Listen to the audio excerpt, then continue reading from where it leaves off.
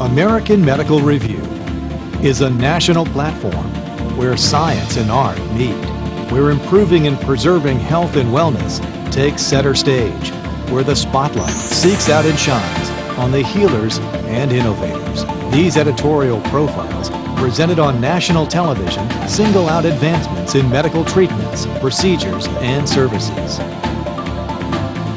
Overeaters Anonymous was handpicked as a featured guest because of its commitment to promoting progress in the field of health and medicine.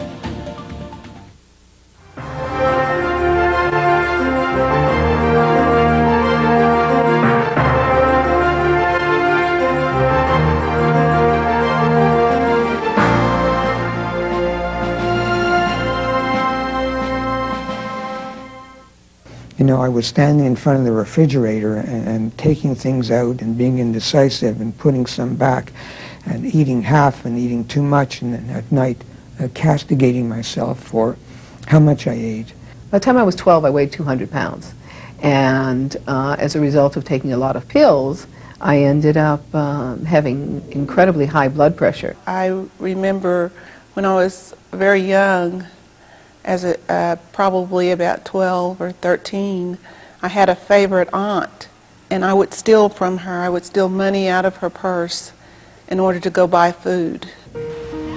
Obesity is reaching epidemic proportions. Meanwhile, the methods of weight loss being marketed are also flourishing. From diet plans to exercise programs to bariatric surgery for the morbidly obese, people are searching for ways to shed excess pounds. In this country, and probably for that matter worldwide, when people talk about obesity or weight problems, they're totally focused on trying to remedy what's really a symptom rather than the problem. And my suspicion is that what we're looking at for a large contingent of people that suffer with obesity or overweight, that we're looking at an underlying process that has more to do with an addiction or perhaps compulsive overeating. Most medical professionals agree that diet and exercise are important, but in many cases the root problem of how to stop compulsive overeating is never properly addressed. When you look at an eating disorder, it's different than a weight disorder. It's not as simple as a metabolic problem or poor eating habits. It has much more to do, at least from where I sit, with a process where someone can wake up in the morning, for instance, with the best of intentions, but find themselves unable to control their behavior. I was not eating to live. I was living to eat. I would put my head down on the cushion and think of all the food that was waiting for me to be consumed.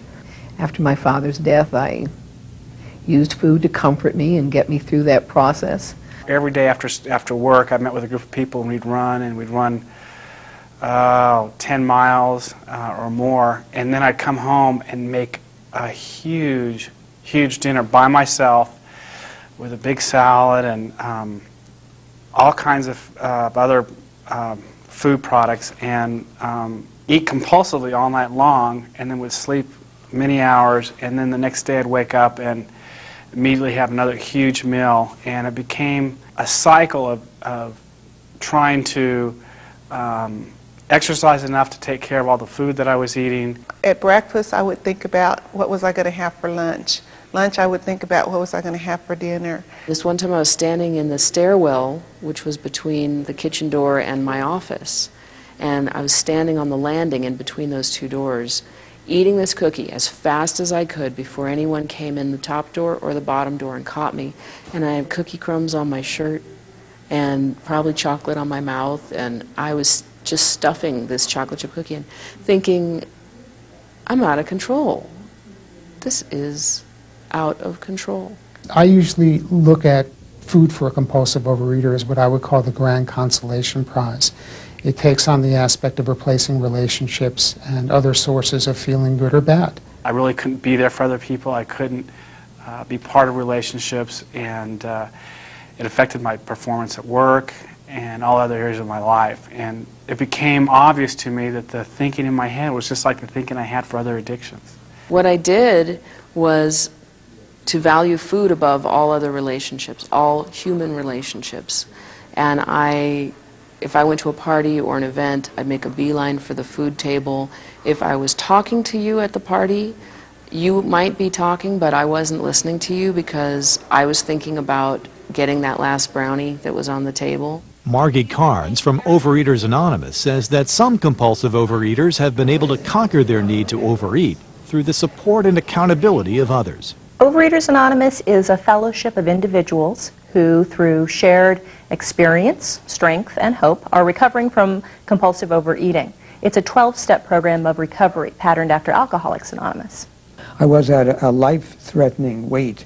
I did everything to stay thin. As a matter of fact, at one point, I'd been hospitalized for abuse of diet pills. I would have done anything to stay thin. I would jog and run.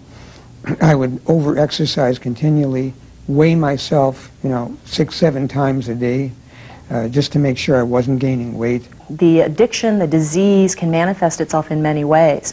But for them, it's important to work the steps with other members, find a sponsor, speak to people also in recovery, and get what they've got. And then they find they can succeed on the long term. When I came to Overeaters Anonymous, there were other members that spoke the same.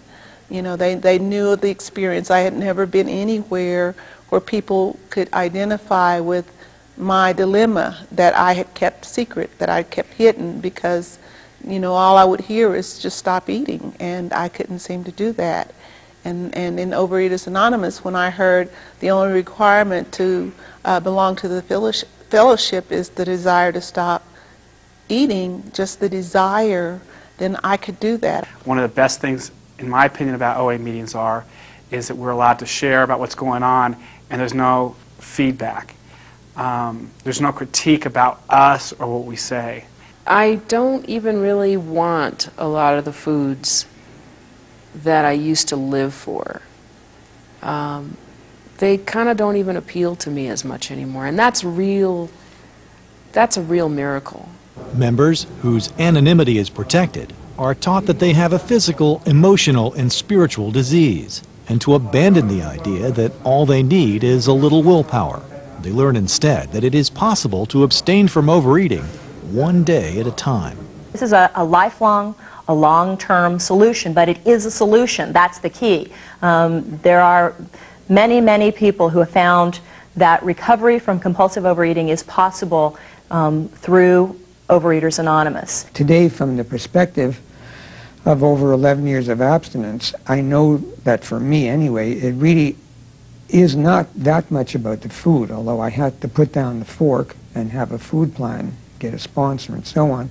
It's really about what the other 11 steps are, which is to improve me. There's something inside of me that needs to change to improve me and to make my life better. For me, overeating and the compulsive thoughts was there since the day I could remember.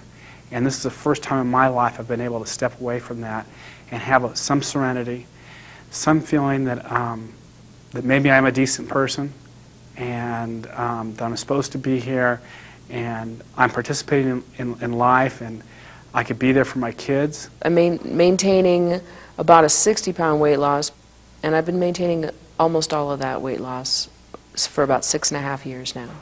I've lost 55 to 60 pounds, and I've kept most of it off for 16 years. I've maintained an 80-pound weight loss and regained about 20-some pounds, and then with time proceeded to lose that again. OA members are not told what to eat or put on any particular diet, though they are encouraged to consult with a healthcare professional, dietitian, or nutritionist. OA's goal is to reach anyone who has a problem with food and to help them find a solution. I think another freedom that I have from the food obsession is that I can see what's really troubling me. Before, I would eat to stuff the emotions, and so today I am in touch with the things that are bothering me rather than eating over the things that are bothering me. 95% of the time I am content. I'm happy. I'm serene. I feel like a balanced person. And that's huge. Whereas before it was the opposite. The hope is that Overeaters Anonymous will become that same immediate, here's a solution, go to Overeaters Anonymous. You have a problem with food, it's not just a minor weight problem, then try Overeaters Anonymous.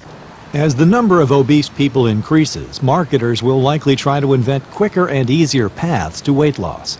But some compulsive overeaters are finding that a long-term recovery program may be the best solution for healthy living. There are no dues or fees to join, and the only requirement for membership is the desire to stop eating compulsively. They really focused on the staying abstinent and changing your entire way of life, of dealing with things differently. OA saved my life, that's true, but it also gave me a life. I'm living today, really, really living. Wherever the art of medicine is loved, there also is love of humanity. Once again, American Medical Review extends a special thanks to the companies and organizations that have risen to meet today's health and wellness challenges.